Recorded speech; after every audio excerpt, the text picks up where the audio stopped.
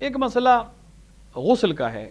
انسان کے اوپر اگر غسل واجب ہو جاتا ہے یا مستحب غسل وہ کرنا چاہتا ہے، زیارت کے لیے غسل کرنا چاہتا ہے، جمعے کے دن غسل کرنا چاہتا ہے، تو غسل کرنے کا جو آسان طریقہ، دو طرح کے غسل ہو سکتے ہیں. ایک غسل جو ہے وہ ارتماسی ہے اور ایک غسل ترتیبی ہے. ارتماسی کا مطلب یہ ہے کہ آپ اپنی پوری باڈی کو ایک ساتھ پانی میں لے جائیے.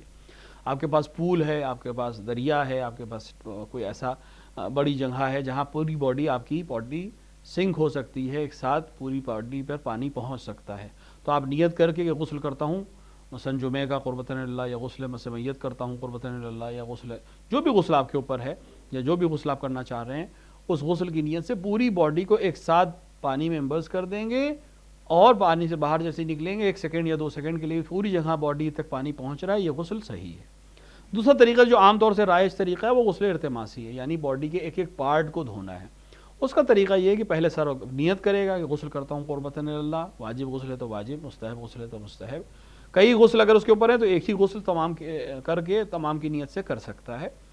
اور پہلے سر و گردن کو دھوئے گا، پھر اپنے پورے رائٹ حصے کو دھوئے گا، اور پھر اپنے پورے لیفٹ بدن کے حصے کو دھوئے گا.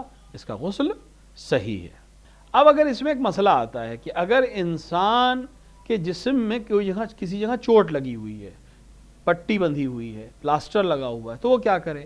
وہ اگر اس کے اوپر غسل واجب ہو گیا ہے اور وہ غسل کرنا اس کے لیے ضروری ہے تو پھر غسل کرے گا، لیکن یہاں پر غسل جبیرہ کرے گا. جس طرح وضو میں وضو جبیرہ ہوتا ہے اسی طرح غسل میں بھی غسل جبیرہ ہوتا ہے. اس طرح سے کہ جس حصے پہ پانی نہیں ڈال سکتا ہے باڈی کے جس پارٹ پہ، اس کے اوپر ایک کپڑا رکھ کر یا کوئی اور چیز رکھ کر صرف مسح کر لے گا، باقی حصے کو جہاں جہاں وہ دھو سکتا ہے اس کو دھو لے گا.